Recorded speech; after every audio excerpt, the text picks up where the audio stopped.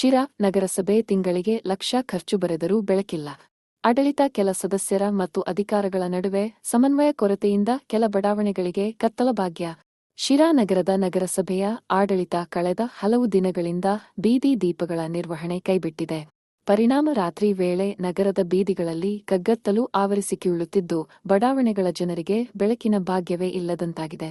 ಸುಮಾರು 1 ಲಕ್ಷ ಜನಸಂಖ್ಯೆ ಹೊಂದಿರುವ ನಗರದಲ್ಲಿ ಒಟ್ಟು 31 ವಾರ್ಡ್ಗಳಿವೆ. ನಗರಸಭೆ ರಾಜ್ಯ ಸರ್ಕಾರದ ಆಡಳಿತ ಪಕ್ಷದ ತೆಕ್ಕೆಯಲ್ಲಿದೆ.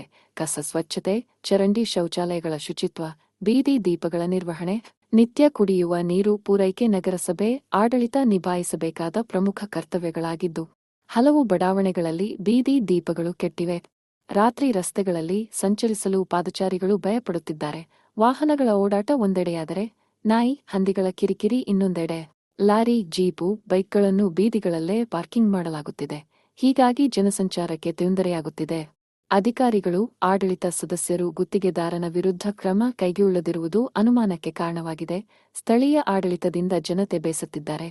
ಒಟ್ಟಾರೆ ಆಡಳಿತ ಕೆಲ ಸದಸ್ಯರ ಮತ್ತು ಅಧಿಕಾರಗಳ ನಡುವೆ ಸಮನ್ವಯ ಕೊರತೆಯಿಂದ ಕೆಲ ಬಡಾವಣೆ ಕತ್ತಲ ಭಾಗ್ಯ ನಿರ್ಮಾಣವಾಗಿದ್ದು, ಸದ್ಯ ಕತ್ತಲು ಪ್ರದೇಶಗಳ ವಿಡಿಯೋ ಸಾಮಾಜಿಕ ಜಾಲಗಳಲ್ಲಿ ವೈರಲ್ ಆಗುತ್ತಿದೆ.